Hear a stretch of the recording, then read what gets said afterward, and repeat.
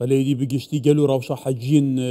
کوردستانی لە مەکێ چاوایە بگشتێمێ پێ ڕەوشە دیگەل بڕێز نەبەس ئیسماعیل کەمال پێفدارێ وەزارەتە ئەوقاف و کاروبارên ئولî bişopînîn کاک نەبەس دەماتە باش بە ئێدی هەیکەر تو پتر بەحسێ گانج دا زانا vê حەجیە بکە و بگشتی ڕەوشە حەجین کورد چاوایە گەلو سلااو ڕێز بۆ جنابتان بۆ هەموو بینێران بۆ هەموو خەڵکی کوردستان بەداخەوە ئەمڕۆ ئێمە کەمتر لە سەعاتێک کە تووشی هەواڵەشی دڵتەزێن بووین حاجیەکمان حاجیەکی ئازیزمان ئافرەتێکی زۆر بەڕێز مامۆستایەکی زۆر بەڕێز بە ناوی حاجی مەریەم خان عەبدولعەزیز یوسف خەڵکی ئیدارەی سەربەخۆی داخۆ دوای تەواوکردنی هەموو واجبات و ئەرچی حەج ئەمڕۆ بەداخەوە لە ناو هۆتێل لە شوێنی نووستنی کۆچی دوورایی کرد بەڕاستی کۆچی دوایی ئەو خوشکە بەڕێزەمان ئەو مامۆستا بەڕێزە ئەو حاجیە بەڕێزە هەمومانی زۆر خەمبار و دڵگران کردە ناخی کوردمانەوە ئەگەرچی بەشێکی کە سوکاریشی یعنی سێسات کە سوکاری لەگەڵدان بەڵام ئێمە هەمومان حاجیانی کوردستان بەڕاستی زۆر خەمباری هەمومان چاو بە فرمێسچین چکە بەڕاستی لە ناخی دڵمانەوە خەممانە بەوە لەبەر ئەوەی دوێنێ لە کاتی جەمەرات لە کاتی مینا لە کاتی جێبەجێکردنی واجبات هیچ کێشێکی ئەوتۆی نەبووە نەخۆشی گفتوگوتوچی هەبووە شایانی باسکردن نەبووە ئەمڕۆ کە گەڕاوەتەوە هۆتێل لە جەمەرات لە شەیتان ڕەجمکردن گەڕاوەتەوە خۆی شوشتووە لە حەمام ینی ئیسراحەتی کردووە درێژ بووە و لەسەر جێگەی خۆی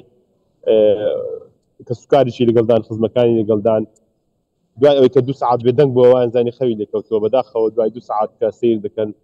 لە شوێنی خۆی کۆچی دوایی کردووە ئەم هەواڵە بۆ ئێمە بەڕاستی هەواڵێکی زۆر دڵتەزێنە هەواڵێکی زۆر زۆر ناخۆشە لە حاجیانی ئەم ساڵ ڕووی داوە هەمومان زۆر دڵدەنگ و خەمبارین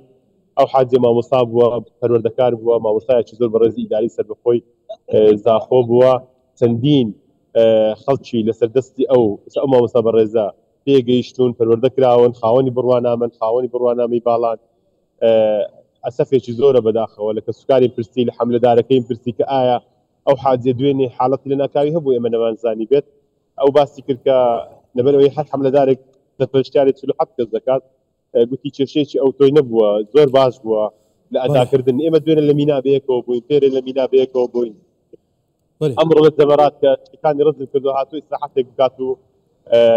ینی خۆی شوشتووە و ئیسراحەت بکات بۆی بحەسێتەوە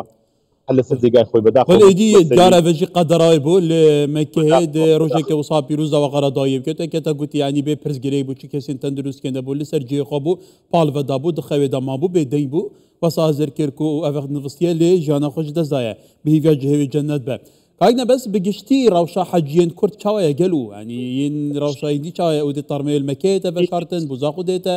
بەگواستن والله ئەوەی بەپێی ئوسول و عادەتی وڵاتی عەرەبستانی سعودی هەم لە ڕووی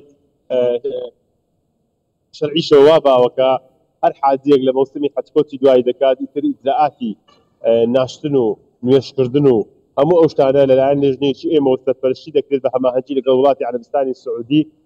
ئیجزاءاتەکان تەواو دەکرێت و لە کەعبەی پیرۆز لە حەرەمی پیرۆز نوێژی مردووی لەسەر دەکرێت سەدان هەزار کەس نوێژی مردووی لەسەر دەکات دواتریش لێرەدا خاک دەسپێردرێت ئەگەر بێت و مەسەرەن کە سوکاری ئیسرار بکەن لەسەر گەڕانەوەی ئەگەرنا هەموو ئیجزاءاتێکی ناشتن و نوێشکردن و کفنکردن و ششتن و ئەوانە هەمووی لەسەر ئێمەیە وەکو ئیدارە وەکو حکوومەتی هەرێمی کوردستان لێرە ئێمە سەرپەرشتی دەکەین بە هەماهەنگی لەگەڵ حکوومەتی سعودیە بەڵام دوای ئەو کاتەی ئەگەر کە سوکاری زۆر یعنی تاکید بکەن و لەوێ بگەڕێتەوە بیگەڕێنینەوە ئەگەرنا نەخێت تا ئەو لەحزەیە من کەمێک پێش ئێستا جەنازەکە هەر لای خۆمانە تا ئێستا بەڕێوان نەکردو چکە ئێمە دەبێت تەنسیق بکەین بە تەنسیق جەنازە ڕەوان بکەین ئیسعافێکی وڵاتی عەرەبستانی سعودی دێت ئەوان سەرپەرشتی دەکەن و ئێمەش لەگەڵیان دەبین ئیجزاءاتەکە بۆ هەموو وڵاتانی دنیا وایە ئیتر دوای ئەوەی کە نوێژی لەسەر دەکرێت لێرە بڕیار دەدرێت بە خاک دەسپێردرێت بێگومان دوای ئەوەی کە ڕەزامەندی کە سوکاری وەردەگیرێت بە خاک دەسپێردرێت ڕەوشی حاجیان بەگشتی ئەوانی تر الحەمدولله سەلامەت و سوپاس بۆ خوای گەورە پزیشکانی ئێمە لە شاری مەکەی پیرۆز هەم لە هۆتێل هەم لە شوێنی مانەوەی حاجیان لە مینا یاوەری حاجیان بوون دوێنێ عادەی گەڕۆچیان دروست کرد و سەردانم کردن من راپۆرتی ڕۆژنامەوانیمان لەگەڵکردن خەڵکیان دەبینی ینی هەموو فەحسێک و دەرمانێکیان لەلایە ئەوانەی کە سەرەتایی ئەوەی کە قورسیشەنا سواز بخوا هیچ شش قورسمان نەبووە ئەوەی کە هەبووە دەتوانم بڵێن مردنێکی لە ناکاوە چونکە نەخۆشیی ئەو تۆی نەبووە کە پێشتر هەستی پێ بکرێت یان کە سوکاری ئێمە ئاگادارکردنەوە بڵێن عادیمان نەخۆشی قورسی هەیە کریایکەون حاڵەتەکەی حاڵەتێکی زۆر بله کردم بس ایسال رجا قربانیان نبویه بس سف بگمان حجیا هجا بویه تربه کتا گوتیش نشکی و غرا داویه که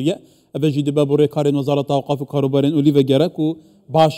ترتیبات کرنه ام بحثی وگره بکن وگره نها که سکارین به هزاران حجیان چاویان لی گلو کنگی ده وگرن پروسیسا وگریانان بو کردستان جاری اسمانی پجایی و ده کنگی دست بکت گلو چابره و دیچید ژمارەی حاجیانمان 5136 کەس بوو بەداخەوە حاجیمان کۆچی دوایی کرد ئێستا بووە 5135 کەس ئێستا حاجیانی وشکانی لە 12 مانگەوە بەڕێ دەکەون ژمارەیان 1635 حاجیە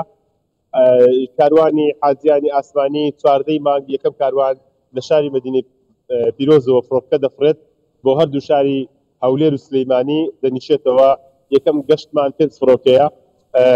حاجیان بە چەند قۆناغێک تاوەکو 20 مانگ هەموو حاجیانی هەرێمی کوردستان دەگوازێنەوە و دەمەوێت سەبارەت بەو حاجیکەوە کۆچی دوایی کردووە بە ناوی بەڕێز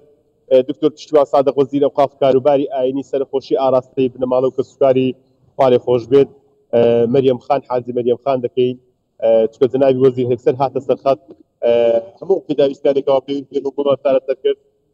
سەرخۆشی لە کەسوکاریان دەکەین ئینشاءالله خوای گەورە جێ و مەکان و مەوای بەهەشت بێت تەسەوڕ ناکەی چەند کەشێکی چەمبار و خەمجینە لەو حاجیاندا دروست کردووە ئێستا بڕۆ ناو هۆڵەکانی قاوشەی حاجیان زۆر خەمبارن بە کۆچی دوای ئەو حاجیت کە لە ناو هۆتێل و لە ناو خەودا کۆچی دوایی کردووە لە کاتی گەڕانەوە حاجیانی وشکانی یەکسەر لە مەکەوە دەگەڕێنەوە هەرێمی کوردستان ژمارەیان 70 پاسە 70 پاس بێ کاروان دەڕوا سەرپرشتیاریان لەگەڵدایە و لە کاتی گەڕانەوەی حاجیانی ئاسمانی نزیکەی 11 بۆ 12 مانگ بەڕێ دەکەون بۆ شاری مەدینەی پیرۆز 3 شەو یان 4 شەو لەوێ دەمێننەوە ڕۆژ 12 مانگ فڕۆکەکەیان دەفرێت و ئینشاءالله بە سەلامەتی لە هەرێمی کوردستاندا دەنیشتێتەوە و هەموو گەشتەکانمان پشت بەخوای گەورە گەشتی سەلامەت دەبن تاوەکو 20 مانگ هیچ حاجیەکی هەرێمی کوردستان لە شاری مەکەی پیرۆز لە شاری مەدینەی پیرۆز نامێنێتەوە بهیویا بخیر و سلامت وگرن کاک نبس اسماعیل کمال پیدار وزارت اوقاف کاروبارین اولی ولمکه سپاس